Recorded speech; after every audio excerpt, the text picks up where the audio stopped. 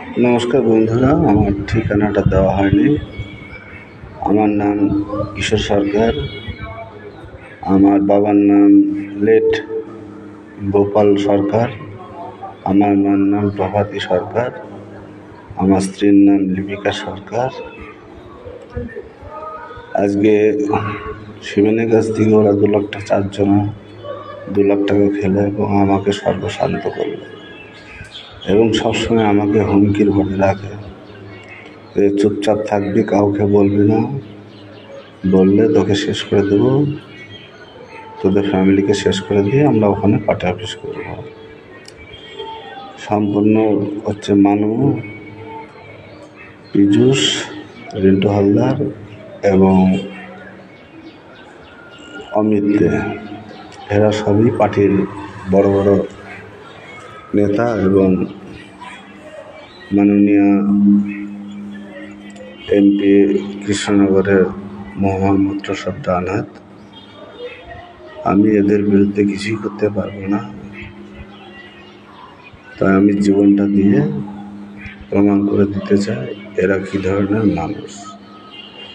তো প্রশাসনের কাছে আমার একটাই অনুরোধ এবং আমার পাড়ার লোকের কাছেও একটা অনুরোধ, হাত জোর করে অনুরোধ করছি, আমার স্ত্রী এবং আমার মাকে আপনারা প্রোটেকশনটা দিয়ে যাতে ওরা হাঙ্গামা না করে আমার বাড়িঘর দূর ভেঙে যাতে ওরা জায়গা দখল করে না নেয়। এবং পাড়ার লোককে বলছি, আমার একদম নিঃস্ব আমি, আমার কাছে কিছুই নেই।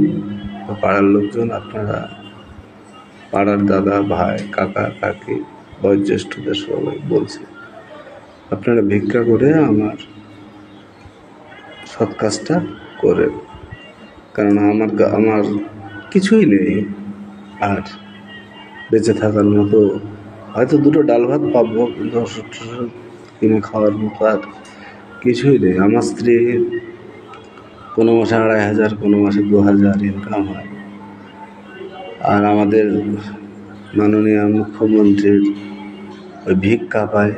আমার মা 1,000 টাকা, আমার স্ত্রী 1,000 টাকা, এই হচ্ছে সম্বল আমাদের।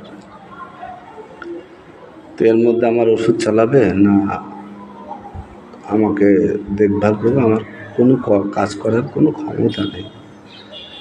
আমি ভাবতে পারিনি যে আজকে আমি নিজে টিএমসি পার্টি করে আজকে আমার দলের ছেলেপেলে আমাকে এইভাবে শেষ করবে। এই অমিত থেকে বুথ সভাপতি আমি করেছিলাম, আমি প্রস্তাব দিয়েছিলাম যে অমিত দে বুথ সভাপতি হোক। সবাই মেম্বার টেম্বার সবাই জড়িত এদের সঙ্গে। মেম্বার এখন দেখা হলে কথা বলে না, কিন্তু পুরো ইলেকশনটা আমার বাড়ি থেকে আমার পকেটের পয়সা দিয়ে তাদের চা বিস্কুট খাইয়ে, আমার কাছে আমার তখন ইনকাম ছিল, আমি কাজ করতাম, চান্দির কাজ করতাম শহীদুলের দোকানে, আমি আমার পকেট থেকে চা বিস্কুট দিয়ে খাইয়ে তাদের 2 মাস যাবৎ প্রত্যেক দিন রাত্রে 8টা থেকে 10টা 11টা 12টা পর্যন্ত আমার বাড়িতে মিটিং করে আজকে তারা ইলেকশনে জিতল। অনুভূতিকে আমি বলতে গেছিলাম ব্যাপারটা, আমার স্ত্রী আমাকে বললো যে না বলো না, বললে ওরা তো বারবার শাসাচ্ছে যে এই কথা যেন, এইসব কথা যেন কাউকে না বলিস, বললে কিন্তু তোদের 3 জনকে মিলে উঠে তোদের বাড়িঘর সব দখল করে নেব। তো শেষ সময়, শেষ বিদায়, প্রশাসনকে আবার বলছি, আপনারা ওদের শাস্তি হবে না, ওদের শাস্তি আপনারা দিতে। শুনলেন বন্ধুরা, কি বলবেন বলুন তো? মর্মান্তিক, মর্মন্তুদ, হৃদয় বিদারক যে বিশেষণী দিন, এটাকে ব্যাখ্যা করা সম্ভব নয়। একটা মানুষ কতখানি অসহায় হয়ে পড়লে তাকে আত্মহননের পথ বেছে নিতে হয়, এবং সেই আত্মহত্যা করার আগে এই ফেসবুক লাইভ, সেখানে এই সব মর্মান্তিক কথা তিনি বলে গেলেন।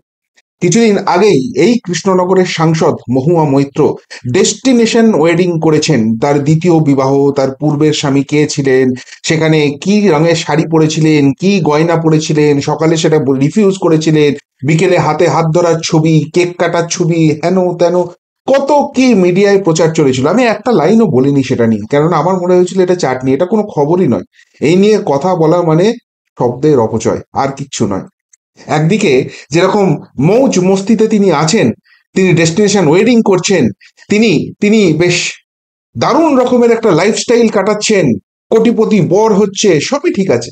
আর সেখানে তার লোকসভা কেন্দ্রে তারই অনুগত যারা, তার ডান হাত বলে পরিচিত যারা, তাদের মানসিক অত্যাচারে, তাদের নিপীড়নে, তার দলেরই একজন কর্মী যিনি প্রশ্নাতীতভাবে দলকে সমস্তটা সঁপে দিয়েছিলেন, তাকে এইভাবে আত্মহননের পথ বেছে নিতে হচ্ছে।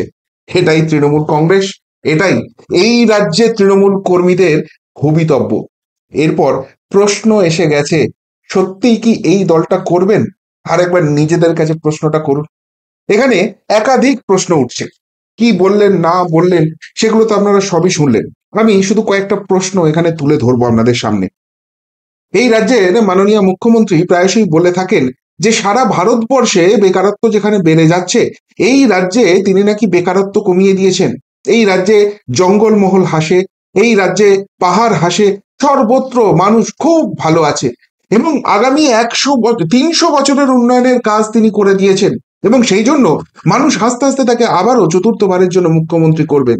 বেকারত্বের কোনো ব্যাপার এখানে কিছু নেই। একজন তৃণমূল কর্মী তিনি বলছেন তার কি নিদারুণ অবস্থার কথা, যেখানে একটা কাজ তিনি করতেন, সেটাও কোনো একটা গয়নার দোকানে রূপোর গয়না তৈরির কাজ, সেই কাজটি তার চলে যায়, এবং তার ফলে তার তার সম্বল বলতে ওই যে ভিক্ষাটা দেয় রাজ্য সরকার, নিজের মুখে বলছেন, মৃত্যুর আগে একটা মানুষ এই কথাটা বলছেন। তাহলে ভাবুন কি অবস্থা। যে দল নিজের দলের লোককে, নিজের দলের কর্মীকে যে এইভাবে আর্থিক দুরবস্থার মধ্যে রয়েছে, তার কোনো অর্থ উপার্জনের ব্যবস্থা করে দিতে পারে না, সেই দল একটা রাজ্যের অর্থনৈতিক অবস্থা বদলে দেবে? এই যে বলে লক্ষ লক্ষ কোটি টাকার মৌ চুক্তি স্বাক্ষরিত হয়েছে, কিসব বাণিজ্য সম্মেলন টম্মেলন করেন, মাঝে মাঝে বিদেশে উড়ে যান, শিল্পপতি সব ধরে ধরে নিয়ে আসবেন, পশ্চিমবঙ্গে নাকি শিল্পের জোয়ার বয়ে গেছে, পশ্চিমবঙ্গই নাকি শিল্পের একমাত্র ডেস্টিনেশন, সরকারি চাকরি সব ভরিয়ে দিয়েছেন। ওই বলেছিলেন না 2021-এর নির্বাচনের আগে, আরেকবার জেতান আমি আসবো, ডবল ডবল চাকরি, ডবল ডবল বেতন। আর নিজের দলের কর্মী অর্থের অভাবে আত্মহত্যা করছেন এবং দেখার কেউ নেই। তাহলে সত্যিই এই তৃণমূল কংগ্রেস গত 14 বছরে সত্যিই এই রাজ্যের কোনো উন্নয়ন করতে পেরেছে, কোনো কর্মসংস্থানের ব্যবস্থা করতে পেরেছে? করতে হলে একজন তৃণমূল কর্মীকে এইভাবে অসহায়ের মতো আত্মহননের পথ বেছে নিতে হতো। প্রশ্ন নাম্বার 2, এখানে পরিষ্কারভাবে বললেন যে তার দলের নেতারাই একজন তৃণমূল কর্মীকে হুমকি দিচ্ছে এবং বলছে এটা নিয়ে কোথাও মুখ খুলবি না, মুখ খুললে মেরে দেব, এবং তোর যে জায়গাটা আছে সেই জায়গায় পার্টি অফিস করে দেওয়া হবে। তৃণমূল কংগ্রেস বলে না, তারা নাকি এই বাংলার মানুষকে খুব ভালো রেখেছে, এই বাংলার মানুষের উন্নয়নের সেবা যজ্ঞে তারা নিজেদের 365 দিন 24 ঘন্টা সমর্পিত করেছে, এবং সেই জন্যই তাদেরকে জেতানো উচিত। যদি নিজের দলের কর্মীকে এইভাবে অসহায় করে দেয়, তাকে এইভাবে লাইফ থ্রেট দেয় এবং তার সমস্ত কিছু জবর দখল করার কথা বলে, তাহলে এরা সাধারণ মানুষের কি করবে? এরা বিরোধীদের কি করবে? 2026-এ যদি সত্যিই তৃণমূল কংগ্রেস জিতে যায়, তাহলে এদের রূপটা ঠিক কি হবে? সেই মুখোশটাই কি এই ব্যক্তি তার ওই চরম সিদ্ধান্ত নেওয়ার আগে ফেসবুক লাইভে খুলে দিলেন না? প্রশ্নটা রাখছি আপনাদের সামনে। প্রশ্ন নাম্বার 3, তৃণমূল কংগ্রেস করে, বিরোধীদের কথা ছেড়ে দিন, বিরোধীর কথা শোনে না, আমাদের কথা শোনে না, আমাদেরকে উল্টে হ্যারাস করার চেষ্টা করে। একজন তৃণমূল কর্মী বলছে প্রশাসনের উপর কোনো আস্থা নেই, কেননা তিনি খুব ভালো করে জানেন যারা এই অন্যায়গুলো করেছে এবং যে জন্য শেষ পর্যন্ত তাকে আত্মহননের পথটা বেছে দিতে হচ্ছে, তাদেরকে শাস্তি দেওয়ার ক্ষমতা এই প্রশাসনের নেই। তাহলে আমরা যে বারবার বলি যে এই রাজ্যের পুলিশ এবং প্রশাসন হচ্ছে নির্লজ্জ, চটিচাটা, মেরুদণ্ডহীন, লজ্জাহীন, একটা দলদাস ছাড়া আর কিচ্ছু নয়, সেই কথাই কি ইনি প্রমাণ করে দিচ্ছেন না? তাহলে একজন তৃণমূল কর্মীর যদি প্রশাসনের উপর আস্থা না থাকে, পুলিশের উপর আস্থা না থাকে, এই 14 বছরে মমতা বন্দ্যোপাধ্যায় এই রাজ্যটাকে ঠিক কোথায় নিয়ে গেছেন? বিরোধীদের অবস্থানটা কি? যারা সাধারণ মানুষ তাদের জায়গাটা কি? পশ্চিমবঙ্গের ছবিটা বুঝতে পারছেন? আর 26-এ যদি এরা জেতে, তারপর কি হবে বুঝতে পারছেন? ভিজুয়ালাইজ করতে পারছেন? একটা মানুষকে নিজের প্রাণটা দিতে হচ্ছে, এবং সেই মানুষটা অন্য কেউ নয়, তৃণমূল কংগ্রেসের কর্মী, এবং কোনোদিন অন্য কোনো দলে যায়নি, কোনো বিরোধিতা করেনি, প্রাণ দিয়ে দলটা করে গেছে। তার যখন আর্থিক অবস্থা সেইভাবেও ভালো নয়, যেটুকুনি সামর্থ্য সেখান থেকেও চা বিস্কুট খাইয়ে পার্টিটা করিয়েছে, মিটিং হয়েছে তার বাড়িতে, তারপরও তাকে এই খেসারত দিতে হচ্ছে। তাহলে বাকি রাজ্যের কি হাল বোঝাই যাচ্ছে খুব সহজে। এবং আর একটা কথা এখানে দেখা গেল, সেটা হচ্ছে যে বারবার ইনি বলছিলেন যে যারা তার উপর এই মানসিক নিপীড়ন করেছে এবং যাদের জন্য তাকে প্রাণটা দিতে হচ্ছে, তারা নাকি ওই অঞ্চলের যিনি সাংসদ, কৃষ্ণনগরের সাংসদ ম্যাডাম মহুয়া মৈত্র, তার ডান হাত। সুতরাং কিছুই হবে না। অর্থাৎ শুধু প্রশাসন নয়, তৃণমূল কংগ্রেসের শীর্ষ নেতৃত্ব, এইসব যারা পার্টির জন্য প্রাণটা অব্দি দিতে পারেন, সেই কর্মীদের কথা ভাবে না। তাদের কোনো গুরুত্ব নেই। গুরুত্ব কাদের আছে? যারা ভোটটা লুট করতে পারে, যারা মস্তানিটা করতে পারে, যারা এই ধরনের কর্মী, তাদের উপর ছুরিটা ঘোরাতে পারে। যদি নিজের দলের কর্মীদের উপর অত্যাচার করবে, যারা এইরকম অত্যাচার করে, তারা বিরোধীদের উপর কি করবে? তারা সাধারণ মানুষের উপর কি করবে? আর তাদেরকেই দলের শীর্ষ নেতৃত্ব, দলের নেত্রী, তারা মাথায় করে রেখে দেয়। তাদের ছোঁয়ার ক্ষমতা তৃণমূল কর্মীদেরও নেই। তাহলে বিরোধীদের কি হবে? বুঝতে পারছেন এই রাজ্যের জমিদারিটা কিভাবে চালাচ্ছে তৃণমূল কংগ্রেস? সেই পর্দা ফাঁস করে দিচ্ছেন এই কর্মী। এবং সব থেকে যেটা আশ্চর্যের লাগলো, সেটা হচ্ছে তিনি পরিষ্কারভাবে বললেন যে তার সম্বল বলতে তার মা এবং তার স্ত্রী 1000 টাকা করে মাননীয় মুখ্যমন্ত্রীর দেওয়া ভিক্ষা পান। ভিক্ষা, বুঝতে পারছেন? যেটা বলেন মহিলাদের সশক্তিকরণের জন্য নাকি 1000 টাকা করে দেওয়া হচ্ছে, 1200 টাকা দেওয়া হচ্ছে, সেটা তার দলের অবস্থান কি, তার দলের কর্মীরা কি ভাবছে?